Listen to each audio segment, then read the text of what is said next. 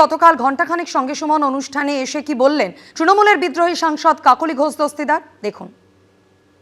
আজকে ভূপেন্দ্র যাদবের বাড়িতে এই যে মিটিং, দুটো প্রশ্ন, সেটার অ্যারেঞ্জ কে করলো? মানে আপনারা বিজেপির সঙ্গে যোগাযোগ করেছিলেন নাকি বিজেপি থেকে আপনার সঙ্গে যোগাযোগ করা হলো আপনাদের সঙ্গে? এবং দ্বিতীয় প্রশ্ন, সংখ্যার বিচারে খুব গুরুত্বপূর্ণ প্রশ্ন, অনেকে বলছেন যে এই সংখ্যাটা আপনি যাদের নেতৃত্ব দিচ্ছেন এটা 20-তে থেমে থাকবে না, এটা আরও বাড়তে পারে। তো এই দুটো পরপর প্রশ্ন, কারা আগে যোগাযোগ করলো? যখন দেখতে পাচ্ছি যে অন্যায় ভরে গেছে, তখন কিন্তু আমার যে মনের দুঃখটা, এই দুঃখটা যখন অন্যান্য সতীর্থদের মধ্যেও দেখলাম, আমরা সবাই মিলেই সিদ্ধান্ত নিলাম যে আমাদের কিন্তু কেন্দ্রীয় সরকার এবং রাজ্য সরকারের সঙ্গে সহযোগিতা করে এলাকার উন্নয়ন এবং আমাদের রাজ্যের উন্নয়ন এবং দেশের সুরক্ষা মাথায় রাখা উচিত। আমরা সেই জন্য ওই চিঠিটা দিয়েছি যে আমরা আলাদা বসে আলাদা কাজ করতে চাই। এবং অন্য যে প্রশ্নটা আপনি বললেন যে কে যোগাযোগ করেছে, এই যোগাযোগটা কিন্তু অ্যাকচুয়ালি আমাদের যিনি মুখ্যমন্ত্রী মাননীয় শুভেন্দু অধিকারী, তিনি সবার সঙ্গে যোগাযোগ করেছেন। আর আমার মনের দুঃখটা জানতে পেরে তারপরে এরা আবার এদের মধ্যে থেকে যারা 20 জন, তার মধ্যে থেকে আমার সঙ্গে যোগাযোগ করা হয়েছে। এবং যেহেতু আমি দলের এখানে মুখ্য সচেতক, সেই চিঠিটা আমার নামে গেছে, 20 জন সই করেছে এবং এতে কিন্তু আমরা সাধুবাদই পাচ্ছি। আর আরো যারা আছেন তারাও যোগাযোগ করছেন। মানে সংখ্যাটা 20 থেকে বাড়তে পারে, আরো বাড়তে পারে। রাজ্য পুলিশের এসটিএফ এর জালে ধরা পড়লেন জাহাঙ্গীর খান। ফলতার পরাজিত তৃণমূল প্রার্থীকে ভারত নেপাল সীমান্ত থেকে পাকড়াও করল পুলিশ। আর এদিকে সই জালিয়াতি কাণ্ডে অভিষেক বন্দ্যোপাধ্যায়কে তৃতীয় নোটিশ দিল সিআইডি। আজ বিকেল 5টার মধ্যে তাকে হাজির হতে বলা হয়েছে ভবানী ভবনে। একদিকে গ্রেফতার অভিষেক বন্দ্যোপাধ্যায় ঘনিষ্ঠ জাহাঙ্গীর খান, একদা ফলতার শেষ কথা জাহাঙ্গীর পালানোর সময় ধরা পড়লেও পুলিশের হাতে। আর অন্যদিকে সোমবার সই জালিয়াতি কাণ্ডে তৃতীয়বার অভিষেক বন্দ্যোপাধ্যায়কে নোটিশ দিল সিআইডি। এখন অব্দি একবারও অভিষেক বন্দ্যোপাধ্যায় সিআইডির কাছে হাজিরা দেননি, কিন্তু খেল খতম হয়ে গেল তার ঘনিষ্ঠ পুষ্পার। প্রায় 2.5 সপ্তাহের লুকোচুরির পর ভারত নেপাল সীমান্ত থেকে জাহাঙ্গীর খানকে পাকড়াও করল রাজ্য পুলিশের এসটিএফ। ফলতাবাসী খুশি, যেভাবে ভয়ঙ্কর সন্ত্রাস চালিয়েছিল 15 বছর ধরে, আগামী দিনে চাইবো অভিষেক ব্যানার্জিও অ্যারেস্ট হোক। 1 জুন হাজিরা এড়ানোয় অভিষেক বন্দ্যোপাধ্যায়কে তলব করে সিআইডি। ইন্ডি জোটের বৈঠকের জন্য সোমবার দিল্লিতে ছিলেন অভিষেক বন্দ্যোপাধ্যায়। সোমবার হাজিরা না দেওয়ায় তার কালীঘাটের বাড়ি থেকে ফের নোটিশ দেয় সিআইডি। মঙ্গলবার বিকেল 5টার মধ্যে অভিষেক বন্দ্যোপাধ্যায়কে হাজিরা দিতে বলা হয়েছে ভবানী ভবনে। প্রথম নোটিশে হাজিরা দেননি অভিষেক বন্দ্যোপাধ্যায়, দ্বিতীয় নোটিশে হাজিরা দেননি অভিষেক বন্দ্যোপাধ্যায়, তৃতীয় নোটিশ সিআইডির তরফ থেকে সার্ভ করা হলো। এবং এই যে নোটিশ দেওয়া হলো, সেই নোটিশ যখন দেওয়া হয়েছে সেটি একটি কপি তারা রিসিভ করে নিয়েছেন এবং একটি কপি অভিষেক বন্দ্যোপাধ্যায়ের জন্য তিনি তার বাড়িতে কিন্তু তারা দিয়ে দিয়েছেন। এখন দেখার বিষয় এই সই কাণ্ডে অভিষেক বন্দ্যোপাধ্যায়ের তৃতীয় যে নোটিশ, সেই নোটিশে সাড়া দিয়ে তিনি উপস্থিত থাকেন কিনা। এদিকে সোমবারই রাজ্য পুলিশের এসটিএফ গ্রেফতার করেছে অভিষেক বন্দ্যোপাধ্যায়ের ঘনিষ্ঠ তৃণমূল নেতা জাহাঙ্গীর খানকে। ক্রাউন প্রিন্সকে 1,68,000 ভোট পাইয়ে দিয়েছে। জাহাঙ্গীরের বিরুদ্ধে ব্যবস্থা নিতে গেলে অনেক সমস্যা থাকতে পারে, এরকম অনেকে বলছে যে জাহাঙ্গীর যদি মুখ খোলে তাহলে খুব কেলেঙ্কারি হতে পারে। যেমনটা জানা যাচ্ছে যে নেপাল এবং বাংলাদেশ সীমান্ত, সেই জায়গায় কিন্তু আজকে এসটিএফ এর টিম ডায়মন্ড হারবার জেলা পুলিশকে সঙ্গে করে নিয়ে তারা হানা দেয় এবং সেখানে হানা দিয়ে তারা খবর পায় জাহাঙ্গীর খান নানা সময় নেপালে তার যাতায়াত ছিল এবং সেই মতো নেপালে তার একটা কানেকশন রয়েছে এবং সে একটা ঘর ভাড়া নেয়। সেই ঘর ভাড়া নিয়ে থাকতে শুরু করে, তার পরিবারকে সঙ্গে করে, তার স্ত্রীকে নিয়ে, সন্তানকে নিয়ে, এমনকি সন্তানকে নেপালের স্কুলে ভর্তি করে দিয়ে পাকাপাকিভাবে নেপালেই থেকে যাওয়ার পরিকল্পনা ছিল। জাহাঙ্গীর খানের জালে ধরা পড়ার খবর চাউর হতেই এভাবেই ক্ষোভ বিক্ষোভ রোষ আছড়ে পড়ল তার বাড়ি, পার্টি অফিস এবং গাড়িতে। জাহাঙ্গীর মতো নটোরিয়াস ক্রিমিনাল যে অ্যারেস্ট হয়েছে, আমরা ফলতাবাসী খুব খুশি। হিংস্র জন্তুকে যেভাবে মারা হয় সেইভাবে আমাকে লাঠিপেটা করলো। এই হাতটা 3টে টুকরো হয়েছে, এই হাতটা, এই আঙুলটা এখনো সোজা হয় না। এখন শান্তি ফিরে পেয়েছি। গাড়ি বাড়ির পাশাপাশি জাহাঙ্গীর খানের দলীয় কার্যালয়ে চলে ভাঙচুর। ফলতার স্বঘোষিত পুষ্পা জাহাঙ্গীর খান গ্রেপ্তার হওয়ার পর তার যে শ্রীরামপুরের যে পার্টি অফিস, মূল পার্টি অফিস, যেখান থেকে বসে ফলতার মানুষের অভিযোগ যে 15 বছর ধরে অত্যাচার চালিয়েছেন, সেই পার্টি অফিস কার্যত জনরোষ আছড়ে পড়ল। জাহাঙ্গীরের পার্টি অফিস থেকে টেনে বের করা হয় ত্রাণের প্রচুর জিনিস।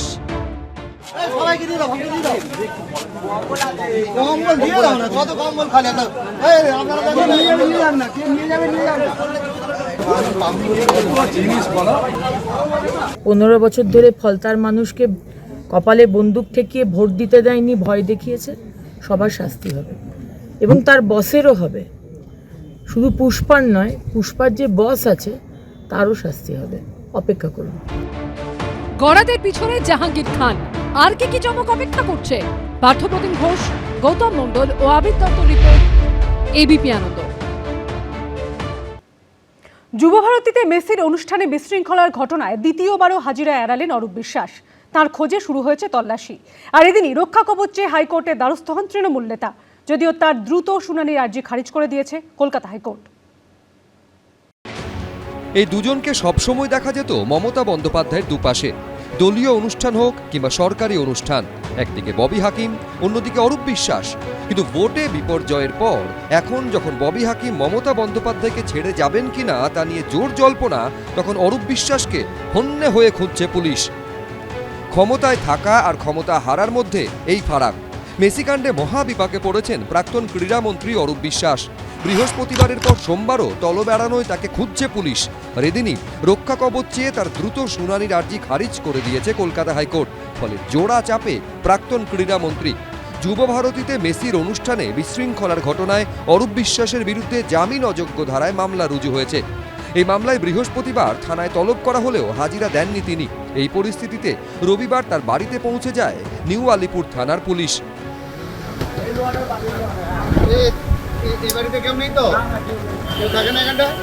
পুলিশের দাবি, শারীরিক অসুস্থতার কথা জানিয়ে সময় চাইলেও কোনো মেডিকেল সার্টিফিকেট জমা দেননি অরূপ বিশ্বাস। রবিবার বাড়িতে গিয়েও তার খোঁজ মেলেনি। এই অবস্থায় অরূপ বিশ্বাসের বাড়ির দরজায় নোটিশ টাঙিয়ে দেয় পুলিশ। সোমবার সকাল 11টার মধ্যে বিধাননগর দক্ষিণ থানায় হাজির হওয়ার জন্য নির্দেশ দেওয়া হয় তাকে। কিন্তু এদিনও থানায় হাজিরা দেননি অরূপ বিশ্বাস।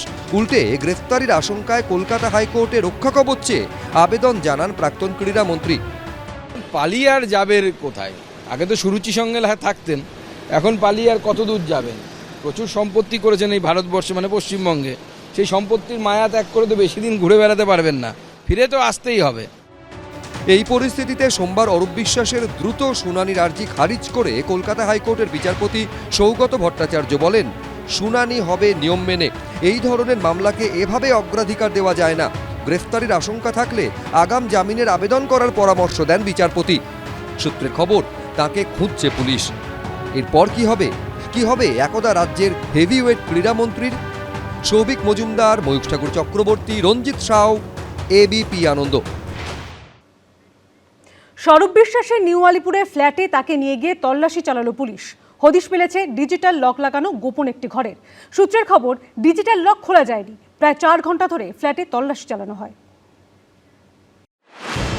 রাজ্যে পালাবদলের পর কার্যত ভেঙে চুরে গুঁড়িয়ে গেছে বিশ্বাস ব্রাদার্সের সাম্রাজ্য।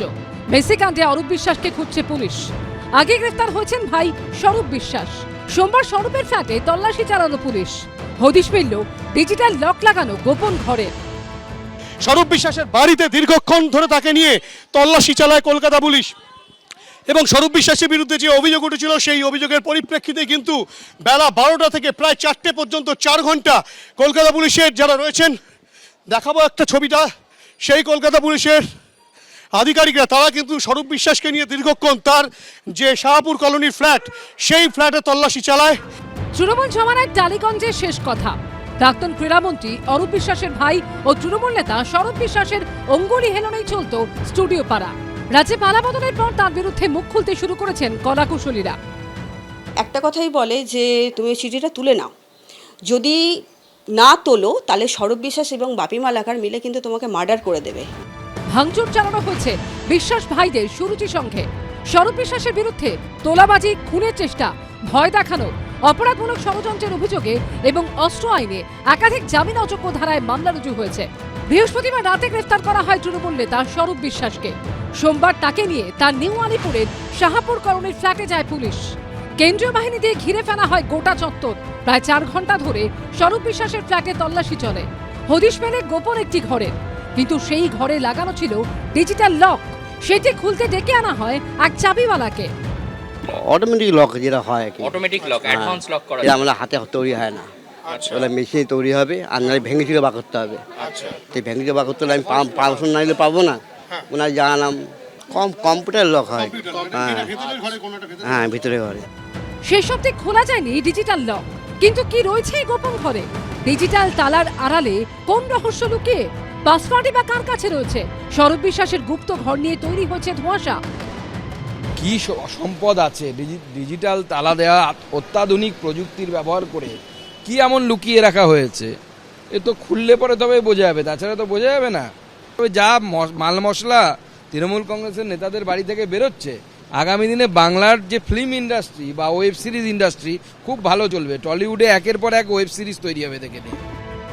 সূত্রের খবর, তল্লাশির পাশাপাশি সৌরভ বিশ্বাসের পরিবারের সদস্যদের সঙ্গেও কথা বলে পুলিশ। এখন সবার নজর গোপন কুঠুরির দিকে, কি বেরোয় সেখান থেকে সেদিকে। হিন্দলদের রিপোর্ট, এবিপি আনন্দ, কলকাতা। বারবার আবেদন করেও মেলেনি সুরাহা। এবার ইএম বাইপাসের ধারে অস্থায়ী তৃণমূল ভবনের বাড়িটি ফেরত চেয়ে থানার দ্বারস্থ হলেন মালিকপক্ষ। প্রগতি ময়দান থানায় দায়ের হলো অভিযোগ। মমতা বন্দ্যোপাধ্যায় জুলাই মাসে বাড়িটি ছেড়ে দেবেন বলে আশ্বাস দিলেও এখন কোনো নেতার সঙ্গে যোগাযোগ করা যাচ্ছে না বলে জানিয়েছেন বাড়ি মালিক মডার্ন ডেকোরেটার্সের মালিকের ছেলে। থানায় আমরা গেছিলাম ওসির কাছে গিয়ে আমরা এই যা বললাম, এই আমাদের এগ্রিমেন্ট ছিল, এই এগ্রিমেন্ট শেষ হয়ে গেছে, এখন অ্যাজ সুন অ্যাজ পসিবল আমাদের প্রপার্টিটা ছেড়ে দিলে আমাদের ভালো হয়। ভোটে হেরে রাজপাট গেছে, পরিষদীয় দলের রাশ বেরিয়ে গেছে মমতা বন্দ্যোপাধ্যায়ের হাত থেকে। লোকসভার বিদ্রোহী সাংসদরা এনডিএকে সমর্থন দেওয়ার কথা ঘোষণা করেছেন। ধাক্কার পর ধাক্কা খাচ্ছেন মমতা বন্দ্যোপাধ্যায়। এবার কি ইএম বাইপাসের ধারে অস্থায়ী তৃণমূল ভবনও ছেড়ে দিতে হবে তাদের? ঘর ছাড়া হবে ঘাসফুলের দল, কারণ সেই বাড়ি ফেরত চেয়ে পুলিশের দ্বারস্থ হয়েছেন মালিকপক্ষ। এদিন প্রগতি ময়দান থানায় অভিযোগ জানান তারা। আরও এক সংকটের মুখে তৃণমূল কংগ্রেস। গত 4 বছরেরও বেশি সময় ধরে যে ভবন থেকে তৃণমূল কংগ্রেস তাদের সমস্ত কার্যকলাপ করতেন, সেই ভবন এবার ছেড়ে দেওয়ার দাবি উঠল। আমরা আমাদের প্রপার্টি ফেরত চাই, মানে as soon as possible, so that আমরা ওখানে কিছু কাজ করতে পারি। শীর্ষ নেতৃত্বের সাথে নাম না বললে হলো, বাবা জানে, বাবাই ফোন করেছিল কিন্তু কাউকে ফোন পাচ্ছিল না। বাইপাসের ধারে এই বাড়িটি গত কয়েক বছর ধরে তৃণমূল ভবন নামে পরিচিত। ভোটের আগেও এখানেই আসতেন তৃণমূলের বড় মেজো সেজো ছোট সব নেতাই। তবে এটি একসময় একটি হোটেল ছিল, যার মালিক মডার্ন ডেকোরেটার্সের মালিক মন্টু সাহা। তারও তার ছেলের দাবি, করোনার সময় হোটেলটি বন্ধ হয়ে যায়। সেই সময় 1 বছরের জন্য এই বাড়িটি ভাড়া নেয় তৃণমূল। 2022 থেকে 2023 এই 1 বছরের জন্য চুক্তি হয়। বলা হয় নতুন তৃণমূল ভবন তৈরি হয়ে গেলেই এই বাড়িটি তারা ছেড়ে দেবেন। পরে সেই চুক্তির মেয়াদ বাড়ে 2025 সাল পর্যন্ত। তারপর প্রায় 1.5 বছর কেটে গেলেও এখনো বাড়ি ফেরত পাননি তারা। এমনকি বিধানসভা ভোটের ফল বেরোনোর পরেও মমতা বন্দ্যোপাধ্যায়ের সঙ্গে যোগাযোগ করা হয়েছিল। দিদিকে বললাম এই ব্যাপার, তো কী করি? দেখো আমি দেখছি। সন্ধ্যেবেলা আমাকে বললো যে ঠিক আছে, তুমি আমরা জুলাইয়ের মধ্যে খালি করে দেব। রবিবার অস্থায়ী তৃণমূল ভবনে গেছিলেন বাবা ছেলে। তাদের দাবি, ভোটের ফল বেরোনোর পর থেকে আর কেউ এই অফিসে আসেননি। বাড়িটির অবস্থা অত্যন্ত খারাপ হয়ে গেছে। এই অবস্থায় তাদের দাবি অবিলম্বে বাড়ি ফেরানো হোক, কিন্তু সরাসরি থানায় অভিযোগের প্রয়োজন হয়ে পড়লো কেন?